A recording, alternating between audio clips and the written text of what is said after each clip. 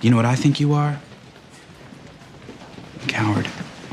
Welcome to Ms. Mojo, and today we're counting down our picks for the top 10 times Glee messed up tackling serious issues.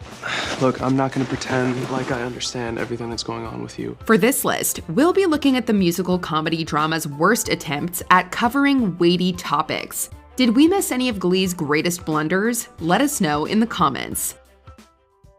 Number 10, mocking Britney's breakdown. It sadly wasn't uncommon for TV shows to mock Britney Spears in the early 2010s. But after Britney, fans assumed that Glee was on her side.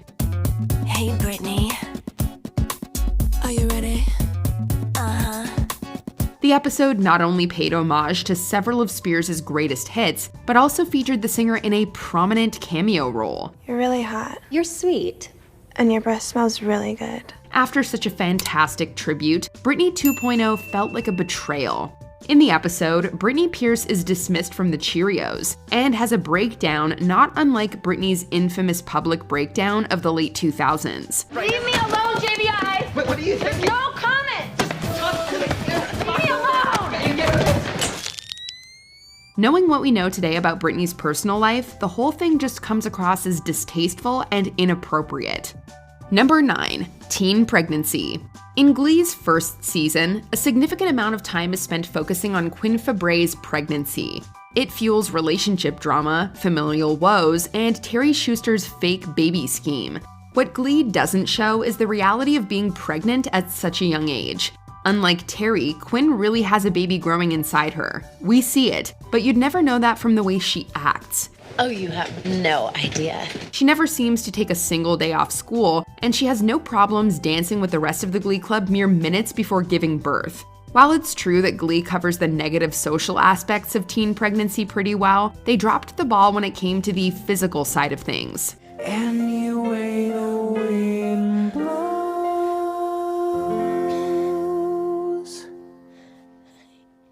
Number 8, the school scare. When Glee began promoting the fact that its next episode would feature gun violence at the school, people were understandably wary. The musical comedy series had been championed for its portrayal of LGBTQ+ issues, but could be hit or miss when it came to approaching other serious subject matter. These fears were proven to be founded when Shooting Star aired in 2013. I love you, Dad. Thanks for, everything, and I know I don't always let you know, but you've taught me a lot.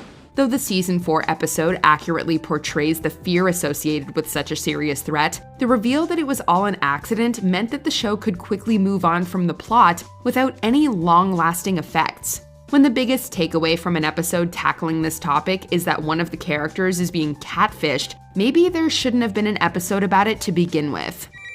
Hang up the phone, Ryder. Hang up the phone. Hang up. Shut up. Number 7, Sandy Ryerson's behavior.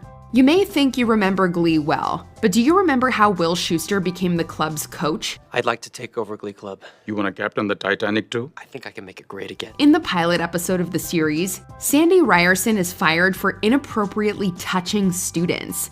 It's implied that Rachel Berry reported him out of jealousy, but it's still a pretty serious accusation that's shown to have some weight to it. And just so we're clear, I want to clear up that hateful rumor that I was the one who turned that closet case Sandy Ryerson in because he gave Hank Saunders the solo I deserved. In spite of this, Sandy is not a one-off character. He later becomes a part of Will's a cappella group, sells drugs to kids off campus, and even gets rehired by the school as an arts administrator. I want to offer you the school's arts administrator position. This predator should be in jail, but Glee continuously treated him like a harmless weirdo.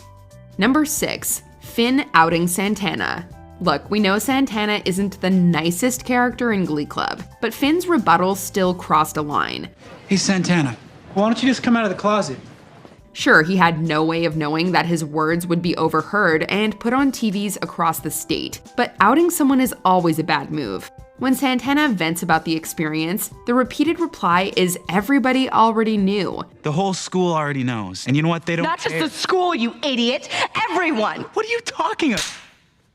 Not only does this completely dismiss her feelings, but it also isn't true. The situation forces her to come out to her abuela, who disowns her. I want you to leave this house. I don't ever want to see you again. When Finn eventually apologizes with a slowed-down rendition of Girls Just Want to Have Fun, it shouldn't be enough, but Santana surprisingly forgives him. It seems out of character, but the Glee writers quickly moved on to a new plotline. So wait, I don't even get a say in this? Not cool. Everybody in this room knows about you and Brittany, and we don't judge you for it. We celebrate it. Number 5. Shelby and Puck's relationship. In Glee's first season, the series seems to set itself apart from other teen shows by taking a strong stance against student-teacher relationships. Rachel has a crush on Glee coach Will Schuester, but he quickly sets things straight through song. Don't stand so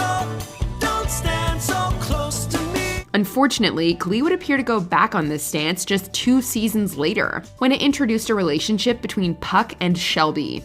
Sure, Puck is meant to be 18 when the relationship happens, but Shelby is still significantly older than him, and working at his high school. She should be fired. This was a mistake. Quinn seems to be one of the only people who understands this, but she's convinced to keep quiet for the sake of her baby. What you did was wrong. What you're doing with Puck is wrong. You're so young. Pretty. Don't talk down to me. It goes away, you know. Number 4. Trans representation. Glee was celebrated for its portrayal of LGBTQ+ issues, but it was better at representing the L and G than it was anything else. Look, I'm just so confused. Okay, yesterday you were dressed as a boy, today you're a girl. What bathroom do you use? I mean, make up your mind. It doesn't matter what you see. You don't get to decide for me. Unique Adams was a decent attempt at transgender representation, but faced transphobia more than she did acceptance. When bathrooms became an issue, the solution was to give Unique access to the school employees' bathroom rather than take a stance against prejudice, and the character's main romantic plotline involved catfishing. Yes, I'm Unique, aka Wade, aka Katie, aka Catfish. Marley, I love you, but you don't have to cover for me anymore. Coach Beast received more understanding, but the character saying he, quote, felt like this his whole life, sort of retconned any plot he had had previously, in which he was upset about not being seen as a woman. So how long have you felt this way? I've felt like this my whole life. It's a shame Glee didn't take the opportunity to show a more nuanced portrayal of transness. Number 3. Biphobia. One would think that after all of the teasing and picking on that Kurt faced for his own sexuality, he would be open to someone else's. Isn't this the time you're supposed to figure stuff out? I can't believe that I'm hearing this right now. Bi, I don't know. Bisexual is a term that gay guys in high school use when they want to hold hands with girls and feel like a normal person for a change. Unfortunately, that isn't the case, and Glee doesn't seem eager to teach him to be understanding either.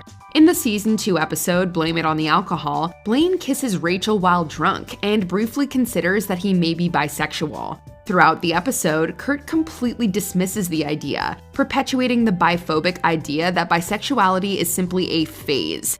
I'm confused. I thought he was gay too. Oh, he is. He's just experimenting. Brittany is later revealed to actually be bisexual, but even she faces unchallenged biphobia. In New York, Santana begins dating a girl named Danny and expresses that she's happy she doesn't have to compete with men with her like she did with Brittany. Any chance of you guys getting back together? I love her, but, that's over. I mean, it's probably for the best. I think you need a 100% sapphic goddess. Number 2. Writers' mistreatment. The New Directions have had some pretty abysmal reactions to serious topics in the past, but never quite as bad as this. I've actually only told one person this. Not even my parents know. In Lights Out, Ryder tells the Glee Club that his older female babysitter assaulted him when he was a kid. It's a serious moment of vulnerability that should be met with understanding. Wait, hold on, did you just say she? Unfortunately, Sam and Artie ruin the moment by asking why Ryder is upset and insisting that what happened was actually cool. Will tries to shut down their inappropriate comments, but the damage is already done. Guys, this is not something to high-five about. Ryder leaves the room upset, and the 2 older boys never have to apologize for or reconsider their weird commentary.